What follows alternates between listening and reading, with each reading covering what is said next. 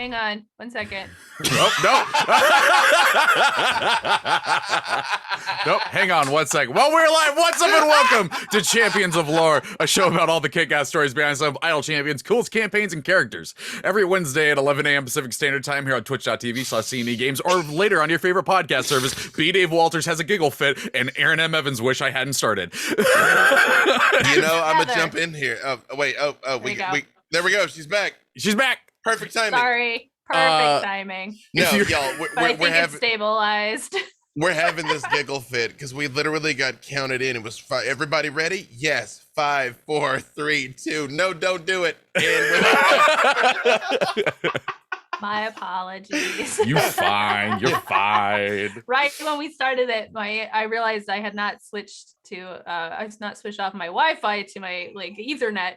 And it was starting. It suddenly, I realized that because it was like, oh no! But I made the switch, and it should be fine now. Anyway, Are we to introductions? Should I be talking? About if y'all are here live with us in the chat, you can leave a question that Treavor Bettis, will ask them later in the show. But until then, Erin, B. Dave, take it away. Hi, I'm Erin M. Evans. I'm the author of the Brimstone Angels Saga, a 6-book series set in the Forgotten Realms, featuring 3 of your favorite idle champions, Frida, Havilar, and Mahen. I'm also a content designer for Idle Champions, and I play Cecilia on Dungeon Scrawlers, and also a DM sometimes. B. Dave Walters, I say words about things. I've exhausted way too much mental energy swatting trolls on the internet. It's not even fun anymore. And so we're just here to relax and talk about fictitious monsters versus the actual monsters. Although I guess bots are still fictitious monsters. So in many ways, let's go. I'm ready. My body's that one ready. Actually broke me. I had to think about that for a moment. So yeah, we've talked about the Modrons. We've talked about the places Modrons go on the Great Modron March, but we thought that we would talk about things that exist in those outer planes or just planes in general. Just because we didn't really see a good opportunity to do this again anytime soon. It's a fun topic. So it's kind of just a smorgasbord of random creatures that dwell in the plains. So Erin, where should we start with this? Well, since we've agreed to just say what things we think are cool, I opened some tabs of things. So Celestials are kind of different sorts of angels, basically. There's like a whole category of animal celestials. So there's like Gardinals are the over category. And so you'll have like an Averal, which is like an eagle angel person, and a Lionel, which is like a lion angel person. Do they all end in... They all end with the all like they're a Digimon. Yeah. Just like that. It's a different category of writing. Yeah, it's a different category of like it shows you like they're it's like planar, solars, planetars. Like it's the appellation shows you the scale of the creature. So these come originally from the Blood Wars card game, but there's a bunch. So there's Averals, which are eagle people. There's Cervidals, which are deer angel people. Equinols, which are horse angel people. Leonols, Lupinols. This one I have to click because I actually need to see a picture of this. There's Ursinols, which are bear celestials, and then there's Mustavals, which are mice celestials. They're tiny. Well, they're 2 feet tall, which is tiny for a celestial. That is. I'm here to give you divine guidance. But I'm like, what? Go ahead. I would say most of them live in Elysium, which is one of the outer planes that we talked about before. The neutral good plane. I also I just imagine like what if like the 2-foot mouse celestials are there to smite someone though, you know, like they're just like blue and coming in like let's go. Yeah, great. That's I mean, they have the power of a celestial. Just imagine this giant Baylor just getting flipped over by a tiny mouse celestial. And also to clarify, a Cervidal looks more like a satyr than a deer person. But satyrs sort of look like deer people, so. Yeah, it's one of those. one of those odd points of clarification. Like, well, what was it? It wasn't it was a werejackal and a jackal were that aren't the same thing. You know? Yep. Mm-hmm. Yep. Only slightly confusing. Mm-hmm. So Celestials, there's also a bunch of different types. Like you have the Archons that are sort of lawful good, which are they're kind of all fall under the angel category. Eladrin in certain editions are kinds of Celestials that are sort of elfy kinds of Celestials that are chaotic good. And then there's a lot of other things that fall under that category at times, like unicorns and Hollyphants and the Lilendi. Wait, hang on. What's up? Hang on. Oh, I think we're about to deploy a Holophant. You mean a Hollyphant like this? Hey. Although that one looks like oddly menacing, to tell you the truth. Like it's when you Lulu. Yeah. But I mean, like Lulu looks like she came for that smoke, though. Like, look at those eyes. Do you dare mess with me? It's true. I see no remorse in those eyes. But Erin's coming in and out on us here. I appreciate that she's like, I'm gonna solidify my connection, and it's like, are you? I do love in some of the like 3rd edition art though, like the Hound Archon. This is a little bit of a deep cut here. If you've seen in the Teen Titans Go, where they have the movie that they keep watching with the bulldog, where the bulldog's a crime fighter, that the bulldog and the baby. The Hound Archon looks like the bulldog from Teen Titans Go, but the Hound Archon was first, and there's a lot of D&D references and deep cuts. It makes me wonder if the bulldog was really based on the Hound Archon, because I know those guys knew that. But who can say? I love when nerds make things. when nerds collide. Bum bum bum. Yeah, Erin is frozen in like the most like thoughtful, like I know. off into the distance. You know what I mean? just like I expect the music should start swelling now, like someday. Yeah, she just goes with it. Oh boy. I was just gonna continue on with our celestial talk here. Mm-hmm. We got angels, archons, cardinals, Eladrin. Currently, the Eladrin the Eladrin were the progenitors of the elves. They're like super elves. Elves. They're the elviest of elves. They are tied to the seasons, and so like they can be tied to a certain season for their whole life, or just when their mood changes. In current 5th edition, Eladrin are a subset of elves. Like you can play them. In the past, they were like super elves. Again, when I mentioned, we're all Tetris. That's a little bit. I'm like, but hey, yeah. Howdy ho there, neighbor. Hey, my eyes are up here.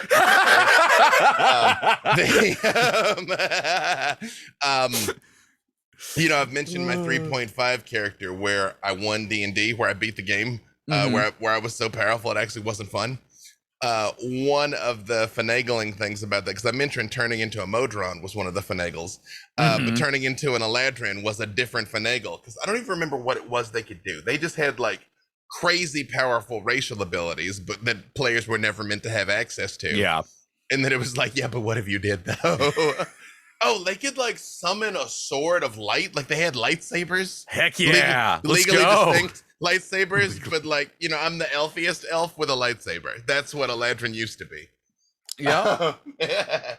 And then the celestial Paragons, which are the exact opposite of the Archfiends. Now, if I recall correctly, the Paragons were... She back. Oh, sorry. She back. No, you're That's fine. Okay. I didn't even talk trash about Pandemonium this time. No. They knew it was coming. They knew it was coming. I just got to the celestial Paragons, if you want to say anything about celestial Paragons. If not, I will continue in my ramble about celestial Paragons.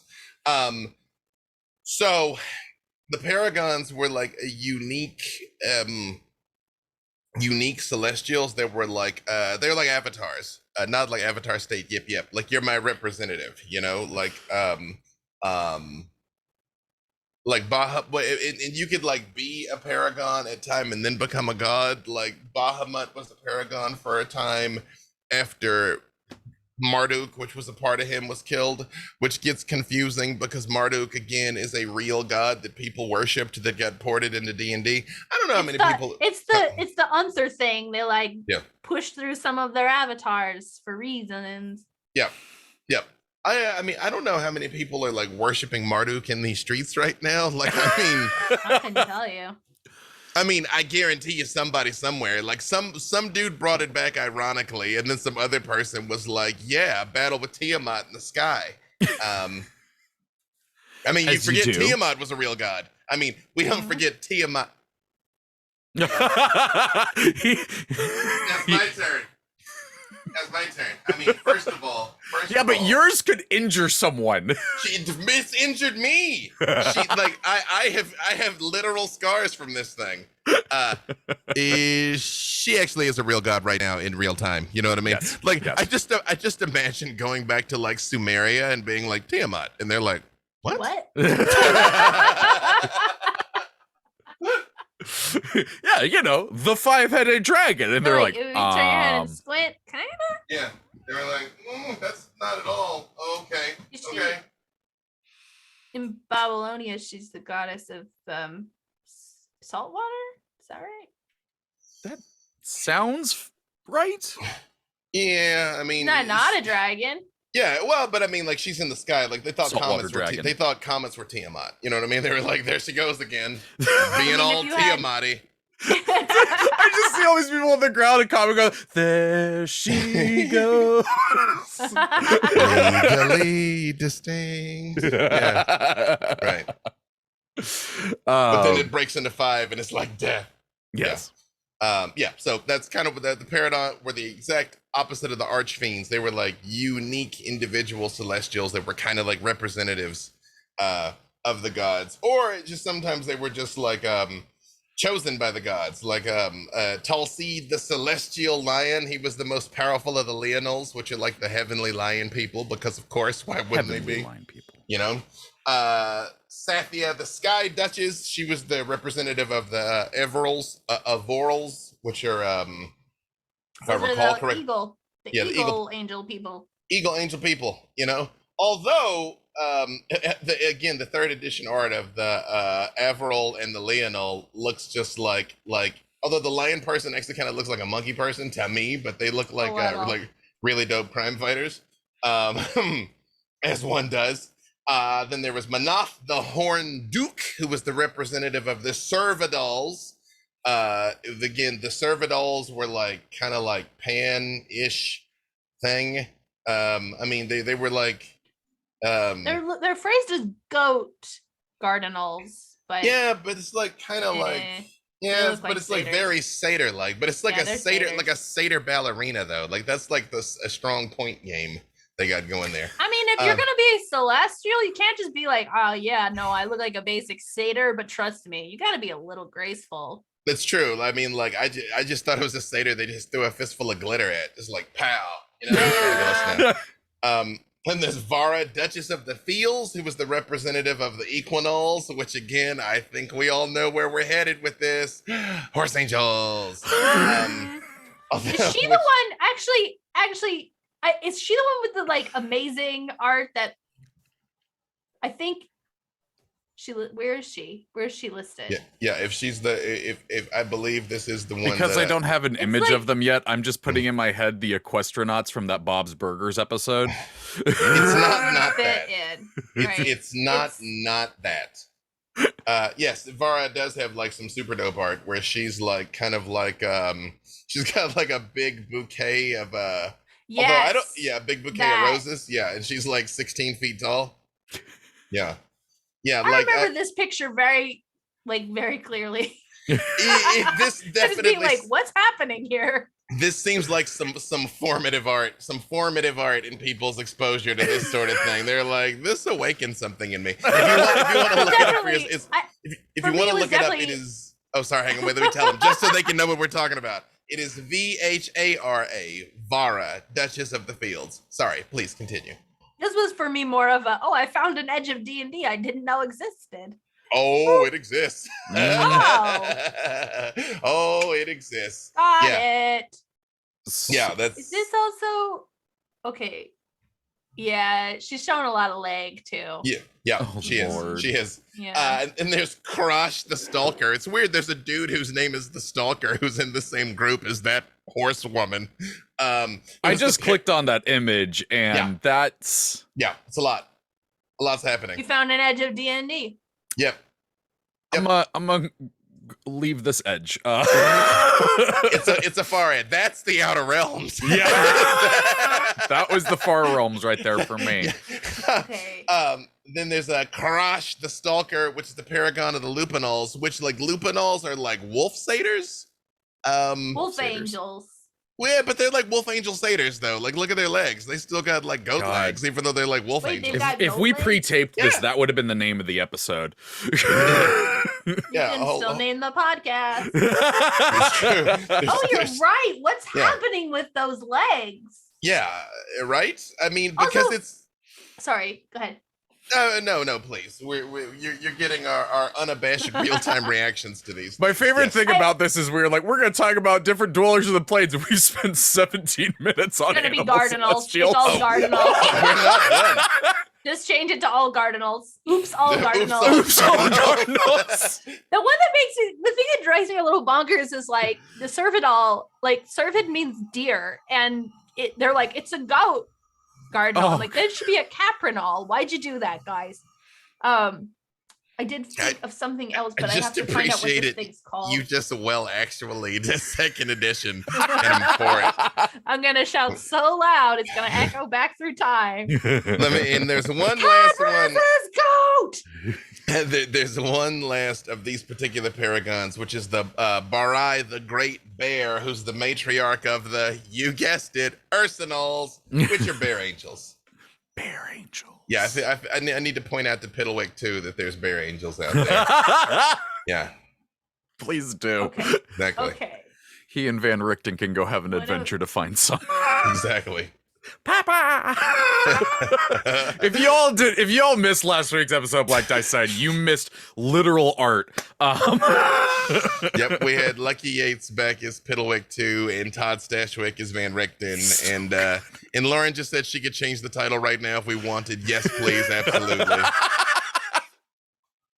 What was it? Angel Goat People? No, I think it was Wolf Oops, Angel Southern. Center. Wait, Wolf Angel Satyrs? Wolf Angel Satyrs. There we go. Coming this fall to ABC Saturday mornings. So, besides these animals, angels, what other things might dwell in the plains? Well, Changed it. Hang on. No, first of all, I appreciate you. Lord, you the Second of best. all, hang on. Curveball. Since we're talking about things, let's talk a little bit about the Archfiends, because this Okay. is, we got to bring balance to the universe here, and I know Erin See? has such strong opinions. See, you understand that what the balance means, unlike the Jedi Council. So yeah, what's up with the fiends? First of all, important point of clarification. Miss me with all that great Jedi nonsense. I'm just saying the Sith were right and peace is alive. Yep. Okay. So what's up with the archfiends? Archfiends are in three categories. usually. Wait, that's like the 1980s D&D. So what's the deal with archfiends? So what's up with the Archfiends? Do they eat meals on airplanes? What's with it? It's a sitcom. I just realized that's the second time I've done a Seinfeld impression on this show, and I don't know how I feel about that. These Archfiends. Yeah, right. It's gonna become your thing. Oh Mhm. no, please don't. Archfiends. There's three kinds of archfiends because this category covers a bunch of different evil demon lords, archdevils, and also the Ultraloths, who are the like high level Yugoloths.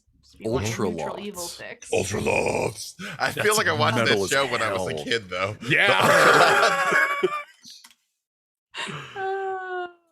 I had to Yeah. Google this because I hadn't heard of them. It's spelled with It's with an A. Ultraloth, not Ultraloths. Ultraloth. Oh, okay. I found something else.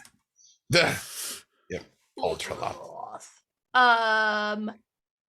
So sorry, I was looking at another creature and trying to figure out where it lives, because it's it might connect to these two thoughts. Anyway, so we talked about a lot of demon lords, and I think various points we've said who our favorite demon lords are. Pale Knight, and the Archdevils. Kind of the same thing. Archdevil is a so basically a demon lord is a self-proclaimed title. It's like the demon that's got the most, people afraid of it can be like, I'm a demon lord. If nobody else is going to say, no, you're not, and, turn you into a splatter of fiendish goo, then cool, you're a demon lord. The Archdevils are the peak of the devils. There are 9 Archdukes, including Asmodeus. So they're Archdevils. If you've been deposed or banished, you still retain the status of Archdevil, but generally there's also a state called unique devils. So if you're very powerful but you're not at the top, you're not an Archdevil. So the 9, I think have we done the 9 Dukes of Hell? We listed them once when we were talking about Asmodeus. We just listed off who they were. Levistus is still trash. Glacia's still the best. I mean, Levistus is still trash is another good show title. Like, couldn't you imagine that being on HBO right now? I feel like this is Glacia's podcast, but she pretends isn't hers. I don't know what you're talking about. It doesn't sound like me at all. Like that. Yeah. Levistus is the Archduke of the 5th layer, I believe, Stygia, which is a frozen wasteland. He is frozen in a glacier because he tried to seduce Asmodeus' wife, and when she was like, I'm not doing that, he killed her. And so Asmodeus put him in a glacier, but he's still the Lord of Stygia. He just can only do things with his mind. He can't leave. I'm like, what is this dude here for? Because there's a plan, right? But let's just execute the plan and put someone more interesting in. But that's one of those things that I feel strongly about, that people are like, this is why you're not in charge. So I would just like to say the 3rd edition art of the 9 of them very much looks like a swingers convention. As long as the horse lady's not there. As I'm saying, when the couple at the end of the bar that's been buying you drinks gives you that look, that's them right there. Turns out it's Beelzebub, despite her Asmodeus, Levistus, Bel, Malagard, Fiona, Mole, Croth, Mephistopheles, and Mammon, which is funny because, again, I grew up during the Satanic Panic, and they really didn't do themselves any favors by putting every version of the devil in the game. Like, just all of them. By the way, only because this got brought up recently in the Dungeon Scrawlers Discord. If you have not watched the 60 Minutes special about D&D back in the 80s, I highly recommend it. It is just great fun.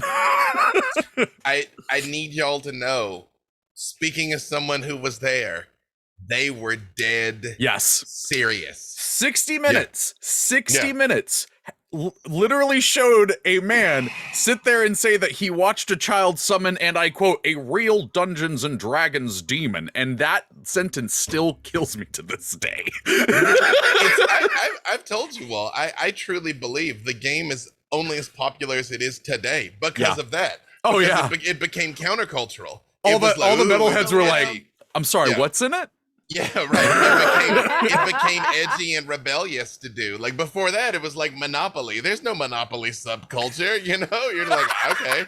It's we get together and play around Christmas, and then it's like, ooh, okay, I'm gonna do it to rebel, and then we grew up and here we are. Oh, the timeline where Monopoly became the rebellious board game. So what? Monopoly. Not allowed to play Monopoly. So the demon lords and archfiends those are similar. They're the same. Well, archfiend is a category, right? So and they're demon and Yugoloths yeah. are all under that category. Okay. As a fiendish thing. So that's sort of like evil stuff that fits into the outer planes. A lot of it falls under fiends, not all of it, but so they're kind of, those are the demon lords and the archdevils are kind of the same on different sides. Yeah. I will say Malagard came up in that portrait. Malagard was the previous lord of the 6th. The 6th lair gets churned up a lot. But she's actually a night hag. Ooh. So that didn't work out, and as things in the hells happened, machinations ensued, and Good word. Malagard was punished by having her body turned into the sixth layer. Oh, yeah, ow. it's gross. So Yeah. that's actually Brimstone Angels. The scenes in the hells are largely, almost all in Malbolge, the sixth layer, and it's a disgusting place to grow up. So poor Lurkin, Yeah. but also don't know poor Lurkin. You start off as Yeah. like a poor little larva. Got to work your way up. And then one day you're a powerful Irinedes, but you live in a tower made out of a finger bone where the walls ooze marrow. So did you really get up? Did you really move on up? I don't know. mean, Still, because What you're if not you're a into larva. what if you're into marrow though? Like you like Then roll it's through and you just- like got crackers and you scrape it off the wall. Oh. All right, so what's some other Yeah. creatures that dwell in the plains? Hey, I Okay. mean, if we're gonna turn this into apocalyptic hellscape, we're gonna turn this into an apocalyptic hellscape. Okay, well, you've mentioned Yugoloths and these Ultaroths, which is still a really cool one. What's up with them? They're neutral evil fiends. So you have chaotic evil for the demons, and you have lawful evil for the devils. Yugoloths are sort of in between. And so in the Blood War, they kind of are, they're information brokers, they're mercenaries sometimes. They're from Gehenna, the Grey Waste. So they also fit into this outer plane ring. There's different types. I think they have less like weight in the lore just because it's a little harder to figure out what does neutral, aside from true neutral, it gets a little hard to make a point of differentiation. Like what makes something neutral evil and not lawful evil and not chaotic evil, but really being its own thing, just not neither. So Big Div's got an answer. I can tell you. It's neutral might do either. Like it is a spectrum of structure to not structure. Whereas if you very much care about the letter of the law versus not at all the spirit of the law, you just do what you want. Versus you're like, I don't know, it's a case for case basis. They're the libertarians.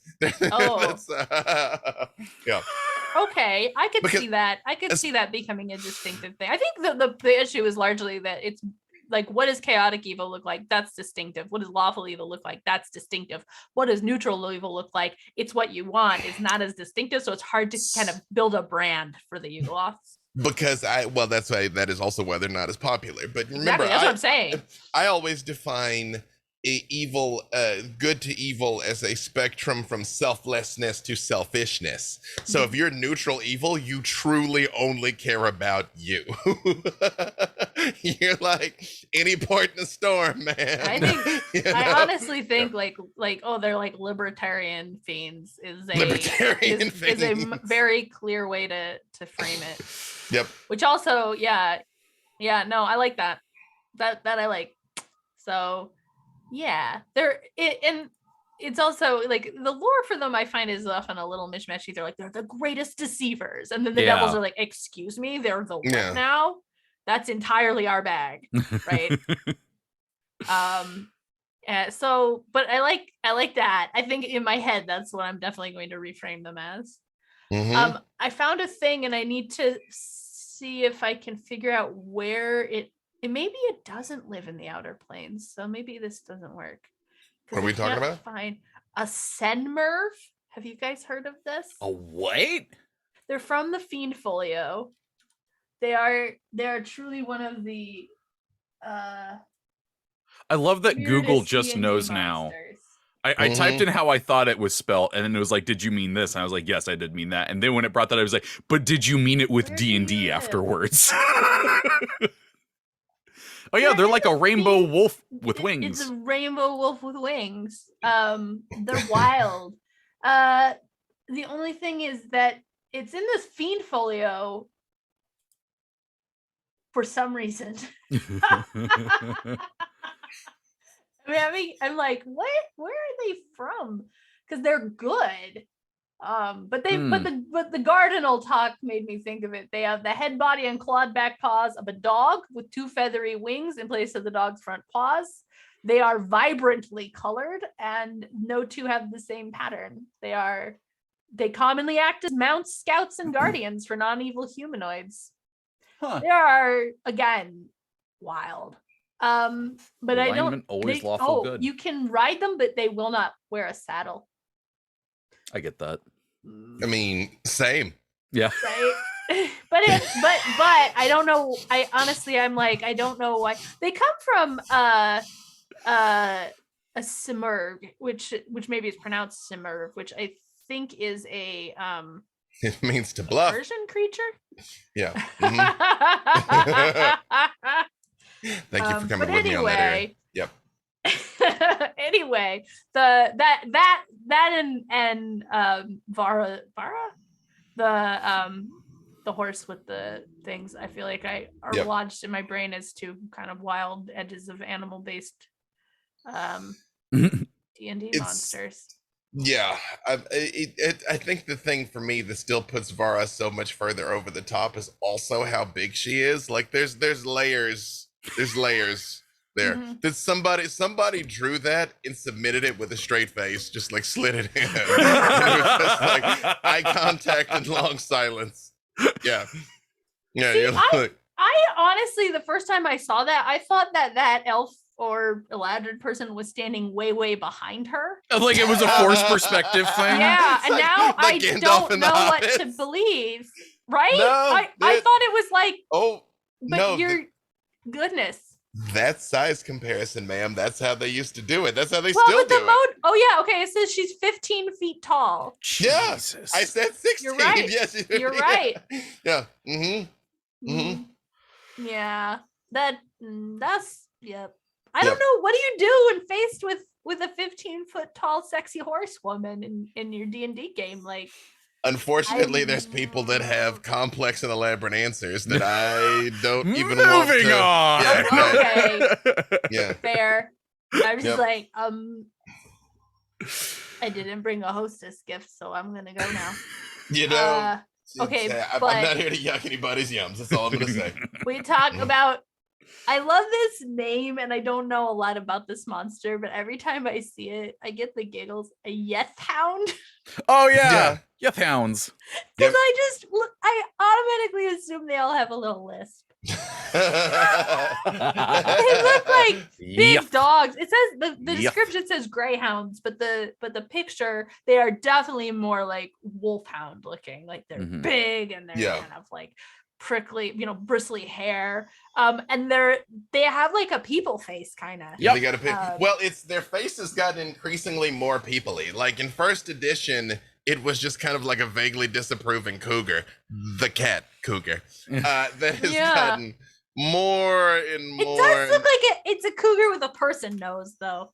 Right? Yeah, exactly. Like it's like you're hiking, but you're doing a bad job at it, and the cougar's like, yeah. Yeah. But now it looks like the ghost of your disapproving grandfather. Yeah, this literally looks like it's going to show up to tell Ebenezer Scrooge he needs to rethink his life. Like, this thing is Yeah. terrifying. Yeah, he's like, back in my day. You know what I mean? Yeah. Yeah. Like, it's gonna- Back in that's, that's the name of his special attack. Back in my day.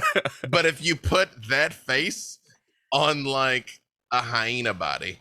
Yeah. Yeah. Yep. But the quote, he followed me home. Can I keep him, please? An adopted changeling child to her elven foster parents. Okay. That's the Yethhound thing. Yeah. So they live Oh, in Hades, as far as outer planes go. Ooh, actually, Um, thing to note for Lauren, there's a WizKids mini of this thing. Interesting. Yeah, Yeah. they're 5 foot at the shoulder and weigh 400 pounds. No, thank you. No, thank you. That's unnecessary. Yeah, and look They like a eat vaguely people. disapproving English gentleman. Yeah. They have like a terrifying baying. They can fly magically, and they eat people. Oh, good. You know. They sort of run in a pack, but they can talk to each other, But and they're smart like people. They are based on the black dogs of English folklore. I So feel like that's based on is doing a lot of work there. Like we started, but then we're like, what if it had a human face and it could talk and it was Right. disappointed in you, but also it could fly? So like, So where, it's like what if there were a ferocious nocturnal predator that I layered my daddy issues into? Yeah. I like the idea that the Yith Hound actually has the personality of like a late 19th century white British guy who just goes around, get off my lawn now. Hey, jolly good show there, running around furiously. It's like, I believe I shall bay mournfully now. there's a Yith Hound nearby. How can you tell? Can you smell the pipe tobacco? It's true. Keep declaring Okay. manifest destiny on all the houses on the block. We're getting further into the episode, so any other creatures of the planes that we want to hit on? We could probably do another one of these episodes down the road where we just pick random planar creatures to talk about. But Bold of you to assume that it just exhausts my repertoire. Yeah. Well, okay, so things I opened links to the Barrior, which is like a centaur that's a satyr on the top instead of just a plain person. Those are native to the plane of Eastgard. And they seem like they like to fight a lot. what are these called? Barrior, Bariaur. I can put the link in the chat. I found it. Oh, wow. Yeah. Okay. I think I fought these dudes in Elden Ring. My brother in Christ. That's pretty So- freaking cool, though. One I thing. think Oh, I I'm think sorry. you- I It's think not a you sent horse it- on the bottom. It's a sheep. You, Oh, jeez. yeah, I think you sent it just direct to him because I don't see the link. Oh, I didn't actually send it. Oh, Oh. sorry. I thought he Hmm. said he found it and I stopped. But I forgot that I tried and everybody needs this. Yeah. Oh yeah, I was spelling that super wrong, even when you said it out loud. A sheep centaur, but it's like a goat ram. Yeah, Thing. it's like a satyr became a centaur, but a sheep centaur. See, here's the thing. I wonder if you're a satyr, is that aspirational or not? You know what I mean? Is that- Like we don't know them. yeah, right. You know? And I'm like, A little disappointed. Like they talk about female barriers in here, and I want to see one. Like, do they have horns or no? But they're all male. There is one artist depiction of a female barrier, and she has different sorts of horns. Okay, Oh, no, geez. that one's got the ram horns. that's I'm okay. looking- I mean, some sheep all have horns. I'm pretty sure. yeah, That but one look has at the no horns. second edition art for that thing. Like, what in the Pan's Labyrinth is that? And also, but just as an It's been aside, sheared. shout out to Wimix, the lion centaurs. Yeah. My homies who ain't here, you know? Lion centaurs. Oh boy. Yeah. Love those guys. Oh my. Wimix, or is it Wemix? Actually, don't know. I say Wemic. So I always said you know, Wemmick. if we just say it, like we'll Yeah. establish it. Yes. Exactly. We have to establish dominance with our pronunciation. Yes, We've made so many things canon now that we'll start on those. that is true. Yep. Always big fans of those things. So another Uh, thing, another Eastgard thing that's also elsewhere, is the Lalendi. We mentioned them because I forget who they had beef with, but there was somebody they really hate. I'll think about it. But they're Okay. they're like a lady from the waist up, and then they have these like big shimmery green rainbow wings, and then they're a snake from the waist down.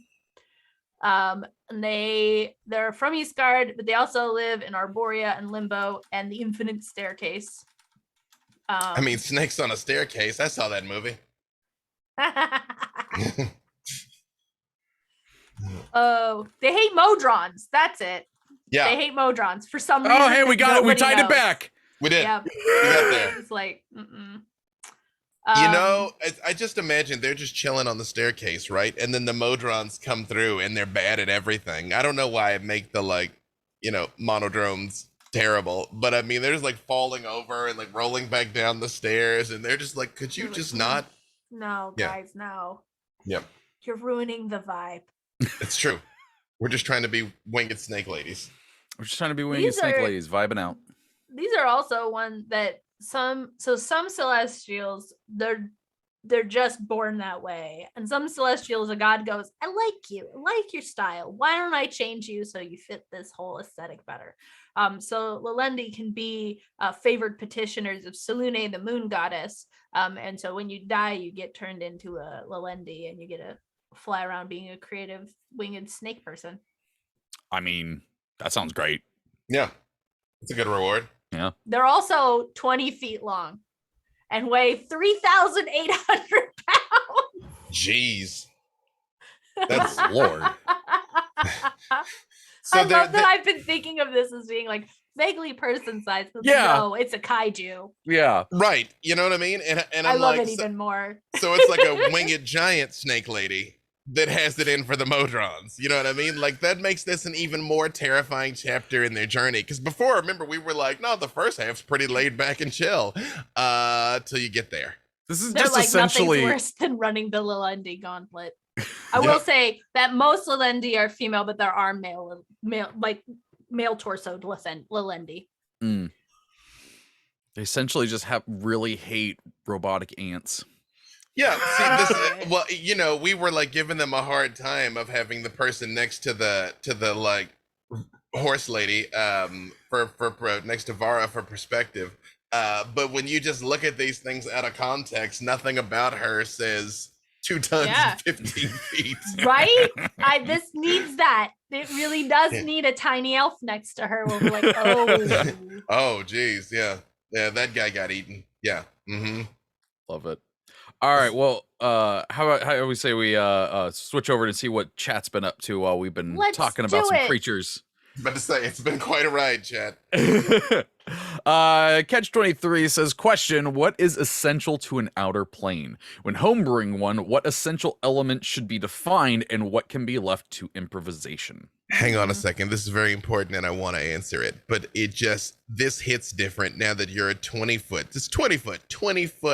2-ton snake person. Yep. That's what the goddess of the moon blesses you as. Like you finally cross over. Like, you go into the light. I'm ready to convert right now. Right? You pop into the afterlife, you're like, did I get taller? I feel like I had a Priest of Selûne in the Brimstone Angels novels, and I feel like this is what he should have been spreading the good word of Selûne. Like, if you love the moon hard enough, when you die, you'll get to be a kaiju snake person with wings. I'm just saying Selûne should have led with that. I would go to some services. I'm just you saying, know, there would be tapestries on every temple, by the way. But so be it. Sorry. Home brewing outer planes was the question. Yeah. So I'll repeat what is essential to an outer plane? When homebrewing one, what essential elements should be defined and what can be left to improvisation? So you go ahead. No, please. You finish your thought because I already interrupted. I was going to say the outer planes as they stand are based around alignment. So you have like, you move from like lawful to good to chaotic to chaotic to evil. And so then like in between, you're kind of doing slices of that. And that's what flavors each of the planes. And they are definitely based on sort of real world cultural ideas about the afterlife. So that if you want to do, first of all, if you want to do your own outer plane, I think you should do whatever you feel like, and base it around what you think is cool. But if you want it to kind of replicate what has been set up for D&D, anchoring it on the alignments is the key. Tell them how to do it cooler. I was going to say, I was going to grab that same thing by the other handle that do literally whatever you want. However, as I think you're starting to catch on, there's a bunch of these things, so you might not need to homebrew anything. I mean, if you spend 15 minutes on the wiki, you probably can find a place that already exists that will get the thing you're trying to do done. So, or even a little bit of compromise there of finding a plane to then make a lower area of, or some other place that hasn't been explored yet, or something like that that is still within there. Yeah, but I'm I mean, also just like, do what you want. except for the alignment thing that Erin said, which is very accurate. There is no hard and fast rule. There's no like, oh, they've all got 7 layers, or they've all got 6 cities, or they all have this many indigenous people. Like, it's not like that. I think too, like if you're gonna homebrew it, if you're gonna homebrew a a set of outer planes, figuring out some kind of organizing feature. What makes these outer planes? Are they all, is it like a multiverse thing where one thing's different in each and you have uncountable True. planes? Cool, do that. You know, is it anchored on the outer planes are where the gods of your homebrew world are? And so we're going to anchor on each of them and we're going to organize it around how they organize themselves. Cool. Like, you're not really trapped in any particular system once you take it in your own hands. If you want to use what D&D set up, then alignment and stuff. But I will I hate also alignment, say so. it is implied. Yeah, this is more, really more like guidelines and rules. I will also say it is kind of expressly set up that the farther out you go, the less sense things make. That's why the far realms are the place of madness, where like there's nothing good out there. You know what I mean? So things get wonkier the further you get from the center. You say wonkier, I say cooler. You haven't been to the plane of ice cream and milkshakes yet, but I have. Yeah. Rex Verde says, question, do broken Modrons become the internet trolls of the planes, spouting nonsense with bad faith arguments and broken logic? Here's the thing, Interesting. because the clockwork nirvana of Mechanus is the plane of law, I feel like you know how the good apples should be the first ones to want to get rid of the bad apples? Like, I feel like if word reached the Modrons that there was a Modron troll out there, they'd be the first Yeah. to be like, Yeah. Yeah. That's intriguing. yeah. I like that I started reading that as a serious question and then just lost it about 6 words in. Let's see. Stockbridge 10 question. What do you think of using grandfather tree as a setting? Is that Tree. is that Yggdrasil? Is that something else? I mean, I feel like grandfather tree, there's several things that are called that. So so it's an elder form of tree ant. Mhm. Yeah, in the high forest. My brain also went The to simple Legend of answer Zelda. is do what you want. I mean, Yeah. I'd drop that bad boy into the middle of our Arborea and work with it personally. Yeah. It's what I would do, but you know. I think a setting that's actually one gigantic tree / clonal colony is pretty cool. Yeah. Mhm. It's basically like, can you give your players enough stuff to do with the like this way the story is set? Because if you have a small, you know, if you're gonna put them in a locked room, they need something very engaging, and you can't expect them to be there for a year doing that. But if you're like 3 sessions and it's an escape room, basically, that could be fun. So if it's a big tree that they can walk around on, and the problem is the size of a big tree, that's pretty awesome and unexpected. So Mhm. Yeah. I brought up Elden Ring already, so I may as well bring it up again. There is a part of that game that you are on a giant tree, and I remember enjoying climbing trees as a child, but this is a nightmare. So you could have some fun with that. Stabogale the Kobold, question, what are your favorite least used outer planar creatures? ooh. I mean, I already kind of am fangirling for the little Yeah, endy. but to say we fangirled a little bit on these things. Yeah. 20-foot, 2-ton snake people with wings. I mean, that's pretty cool. It's pretty That cool. like theoretically are fairly chill because they're the chosen by Salune, and yet the Modrons, who ostensibly aren't hurting anybody, I want to they're know like- what they did. they're like, the Modrons know what they did. The That's answer. Modrons The know what they Modrons did. know what they did, and they did it on purpose because they're Modrons. Oh, I hell, could not Modrons. possibly have conceived of another act. What's the problem here? It's true. All the Modrons. Yep, that's it. Maybe they just don't like all those legs.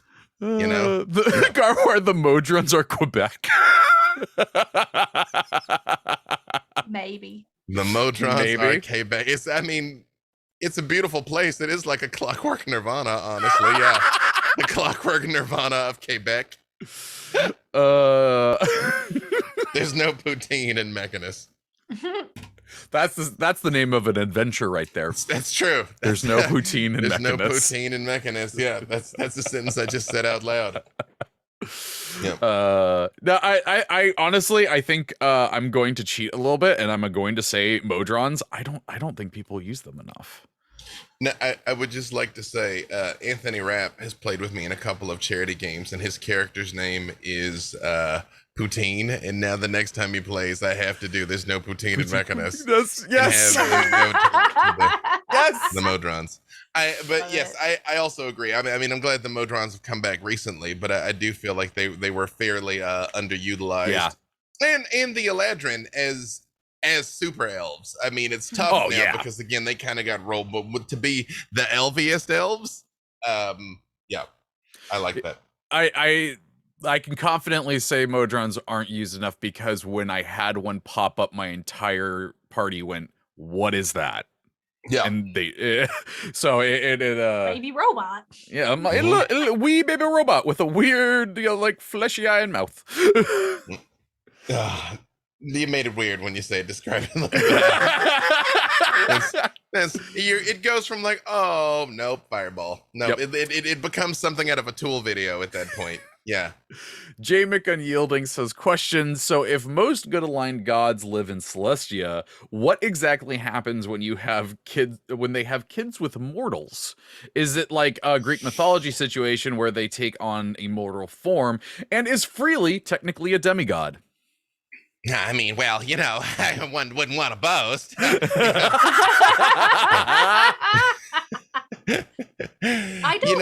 Sorry, go ahead. I was going to say, I think you all know now how internally conflicted I was that I found out my father was a god, but it was frickin' Bahamut. Freely thought that was great.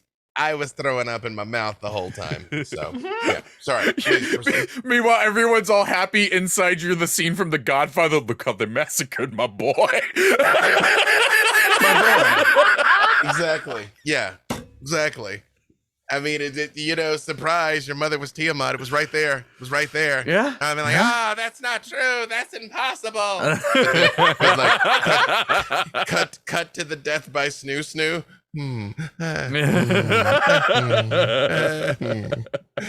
Sorry, Erin, you were trying to say something actually relevant. Actually, in the Forgotten Realms, there's not a lot of examples of demigods that are Greek style. Like my dad was a god, my mom was a god.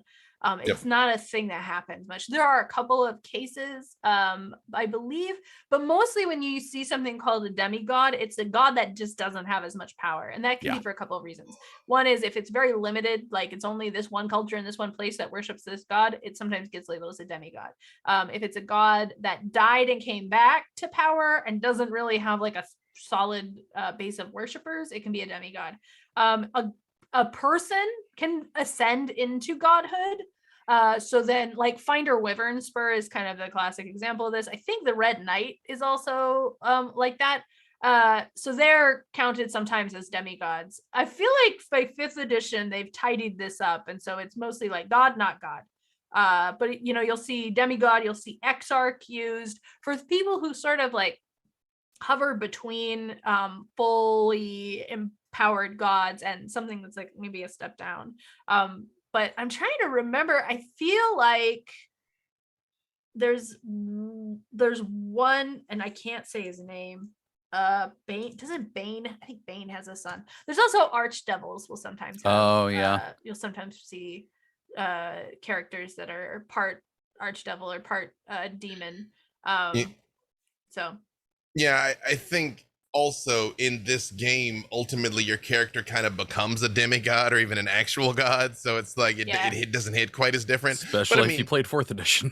But that's what you run into, the Dhampir and Tieflings and Draconic Sorcerers. I mean, like there's a lot of classes and even races that it's like, I have a relative that is blank. Yeah. That could just as easily be, I have a parent that is blank. Yeah. Okay, so I found it. It's Bane's son, who is half demon, half god, whose name is Archdevils. Brian Cortijo put it in the chat just before you found it. That is a name I can't process.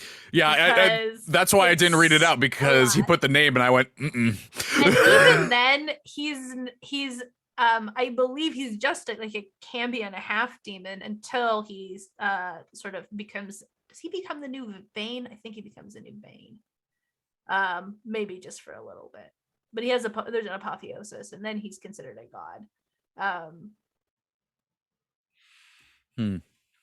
I know that some people really love him, and so there's a lot of information, and I suspect there are a lot of people in the chat like, "Oh my god, how do you not know more about this?" I don't. But in I don't my wanna, defense, his name is Yaktuvim. I mean, it's no blip dual boop. Not to be That that rolls guy. on my tongue. Not to be that guy, but normally I'm the one that rambles and we run over and then we get in trouble. So Yep, I'm gonna I just noticed the time myself. We got to start wrapping things up because we had too much fun talking about extraplanar creature things and whatnot. Friends, where can people find you? What awesome things you working on? You can find me on Twitter at Erin M. Evans. You can listen to my podcast with these guys. Listen to me on our podcast. It's not my podcast. It's really our podcast. It's your podcast. You are the Gladys Knight and we're your pips. Writing about dragons and shit, wherever you download your podcasts. New episode this week.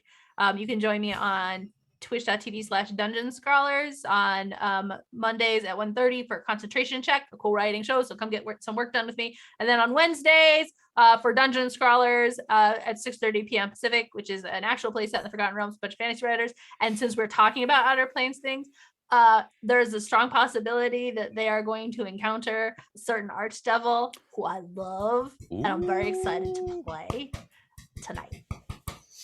Shout out to Erin M. Evans for having coordinated her outfit and her makeup, because I'm like, I just like I have to step it up. I don't know. I mean, like, I just, yeah, sorry. If you show up with like rainbow eyeshadow in that shirt. I mean, I was gonna say, it's too bad we don't have seasons. I was like, we'll save it for the season finale. We'll do it for episode 100. B. Dave Walters, I say words about things, non-ironically TV's B. Dave Walters. I've lost all sense of linear space and time because I truly believe that my Stranger Things game was tomorrow. It's a week from tomorrow. What? So, It was tomorrow. I also thought it was tomorrow. So much so I tweeted, it's tomorrow. And somebody was like, isn't the 8th next week? And I was like, oh, it is next week. Again, I'm so glad, because I was like, I'm real busy. I'm not gonna fit this in. I gotta watch it. No, I reject linear time and all the other lies of the Jedi. Wednesday nights, Legends of the Multiverse, D&D, Twitch, and YouTube at 5. Thursday nights, Black Dice Society, D&D, Twitch, and YouTube at 4. And we're short on times. Just follow me on the Tweetagrams at B. Dave Walters. You can follow me on Twitter at the Treavor. There is an A hiding in there. Thank you so much to Jordan for moderating the chat today and doing a fantastic job. And thank you to Codename Entertainment for letting us have some fun and talk about some D&D. And to Lauren, our awesome producer, who is just awesome. And everybody should love Lauren because she is the best. If you missed any part of the show, you can catch it later as a podcast on your favorite podcast service. We've got some changes to the schedule today. There's going to be an extra special episode of Developer Insights at 1 p.m., followed by a 1-hour episode of Mars' Guiding Hand at 2, and then Sketching Hour at 3, so stick around. But that is going to do it for this week's episode. So until next week, champions out.